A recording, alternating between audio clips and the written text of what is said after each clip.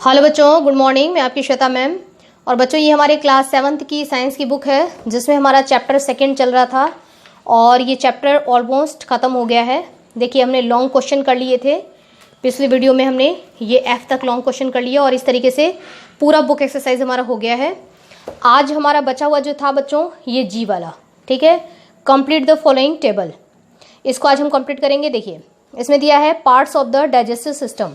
हमको दे रखा है यहाँ पे माउथ, तो माउथ से हमको बताना है कि यहाँ पे कौन सा एंजाइम सीक्रेट होता है। यहाँ पर डैश कर रखा था, तो यहाँ हम क्या फिल करेंगे, सैलिवरी एमाइलेज। ठीक है, माउथ से मैं आपको इस चैप्टर में पूरा एक्सप्लेन कर चुकी हूँ। माउथ से सैलिवरी एमाइलेज एंजाइम सीक्रेट होता है। फूड एक्टेड अपॉन, और किसके ऊपर ये एक्ट करता है, तो ये एंजाइम स्टार्च के ऊपर एक्ट करता है और स्टार्च को तोड़ देता है जब ये, तो कौन सा प्रोडक्ट बनता है, तो प्रोडक्ट हम क्या लिखेंगे, शुगर। ओके बच्चों, सेकंड यहाँ पर गैस्ट्रिक जूस दिया है। हमको बताना है कि कौन से पार्ट से गैस्ट्रिक जूस सीक्रेट होता है, तो हम यहाँ पे क्या फिल करेंगे, स्टमक। स्टमक से गैस्ट्रिक जूस सीक्रेट करता है। ये कौन से फूड पर ये एक्ट करता है, तो गैस्ट्रिक जूस प्रोटीन पर एक्ट करता है और प्रोटीन को तोड़ के कौन से प्रोडक्ट में इसको तोड़ता है, हमारा आंसर होगा एमिनो एसिड में। प्रोटीन को एमिनो एसिड में तोड़ देता है। नेक्स्ट यहाँ पर दिया हुआ है पेनक्रियाज की पार्ट है पेनक्रियाज। पेनक्रियाज से कौन सा एंजाइम सीक्रेट होता है, हमारा आंसर होगा लाइपेज। लाइपेज कौन से फूड पर एक्ट करता है, हमारा आंसर है लिपिड्स। लिपिड्स पर एक्ट करता है यानी कि फैट। ठीक है बच्चों, प्रोटीन, कार्बोहाइड्रेट, फैट, फैट को ही बोलते हैं लिपिड्स। लिपिड जब टूटता है तो कौन सा प्रोडक्ट बनता है, हमारा आंसर होगा फैटी एसिड और ग्लिसरॉल। ओके बच्चों, तो इस तरीके से हमारा ये चार्ट हम कर लेते हैं तो हमारा ये चैप्टर 2 डन होता है।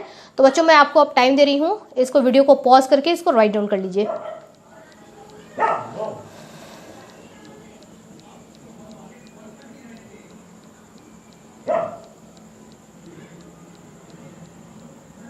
ओके बच्चों, अब हमारा नेक्स्ट चैप्टर है थर्ड है फाइबर टू फैब्रिक।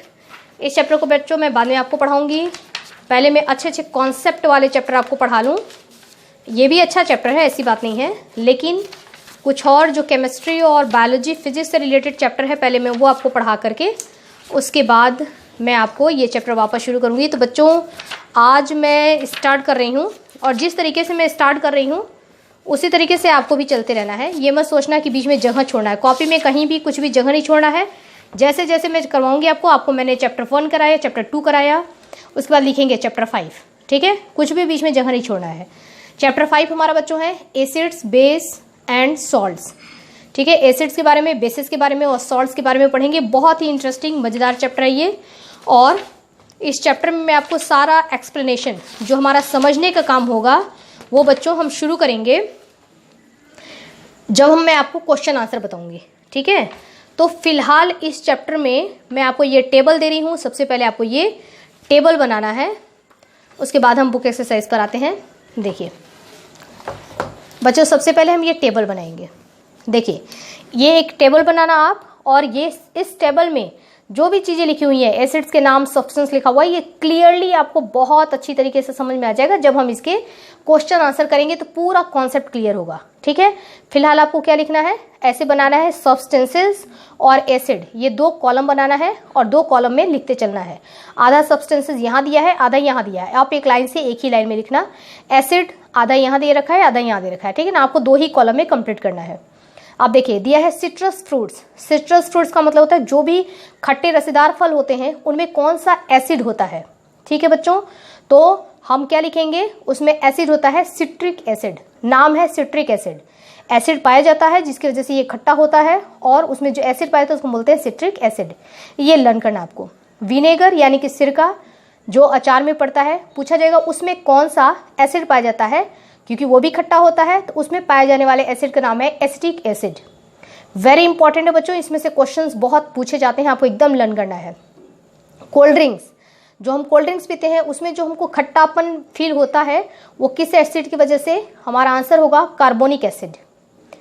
एप्पल, जो ग्रीन एप्पल होता है, जब एप्पल रेड हो जाता है तो वो तो मीठा हो जाता है, लेकिन जो ग्रीन एप्पल होता है तो वो भी खट्टा लगता है। ठीक है ना, खाते हैं तो हमको खट्टा फील होता है, तो जो सोर फीलिंग आती है उसमें किस एसिड की वजह से, मैलिक एसिड।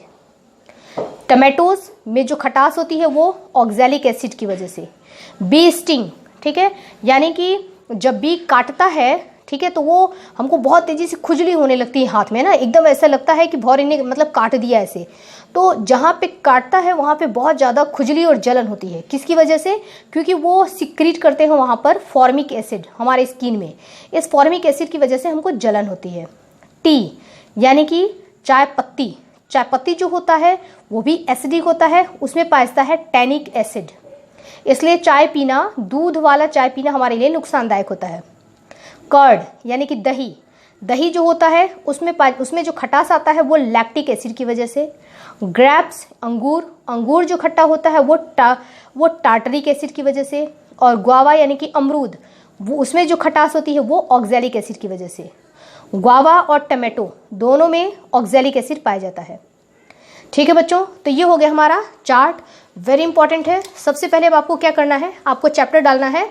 चैप्टर सबसे पहले आप यहाँ पर चैप्टर लिखिए, chapter 5 acid, bases and salts.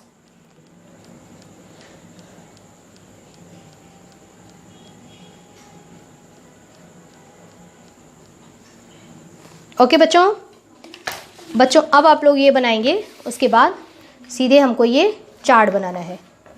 ये चार्ट वीडियो में यहाँ पे आप लोग छोड़ रही हूँ, ये वीडियो आप लोग पॉज कर लो और ये चार्ट आप लोग इसको बना लो।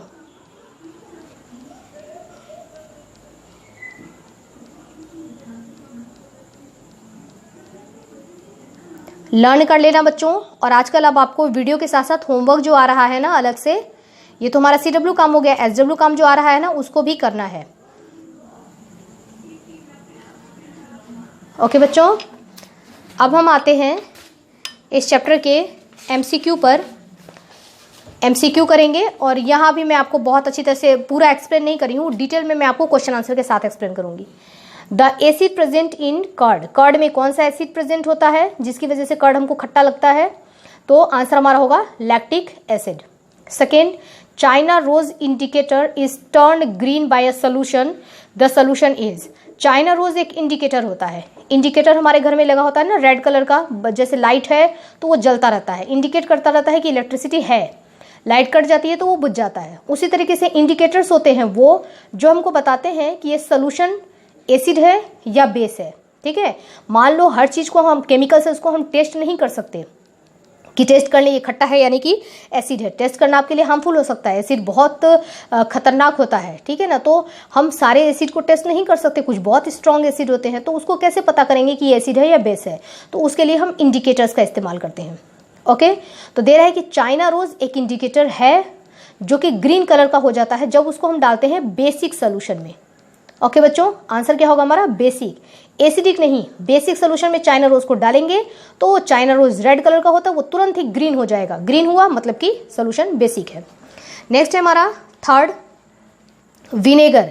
विनेगर इज, विनेगर क्या होता है? तो विनेगर क्या है? एक एसिड है, खट्टा होता है ना, ये सोर टेस्ट होता है इसका, अभी पीछे मैंने बताया।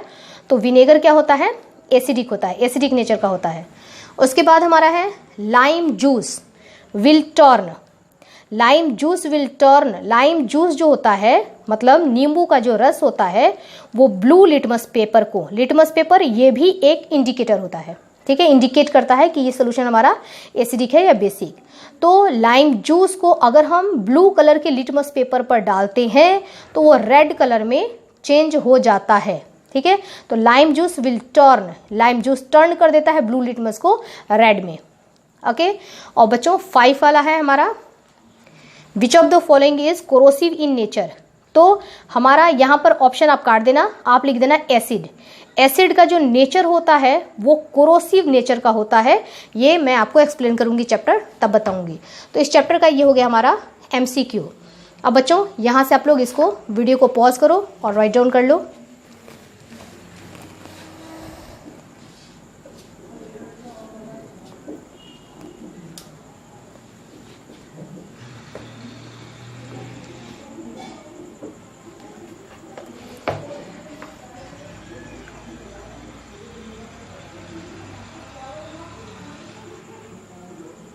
ओके बच्चों, तो आज की स्टडी आपकी यहीं ओवर होती है। नेक्स्ट में हम पढ़ेंगे true false, filling the blanks, ये मैं आपको एक्सप्लेन करते हुए बताऊंगी। और फिर हमारा स्टार्ट होगा यहाँ से 1 वर्ड, उसके बाद शॉर्ट और लॉन्ग आंसर। ओके, और पूरा चैप्टर आपका इसमें एकदम क्लियर हो जाएगा, पूरा कॉन्सेप्ट क्लियर हो जाएगा कि एसिड बेस और सॉल्ट्स क्या होते हैं, इनके क्या क्या कैरेक्टर्स होते हैं। ओके बच्चों, तो अभी के लिए इतना ही, स्टडी करते रहिए। Okay, have nice day.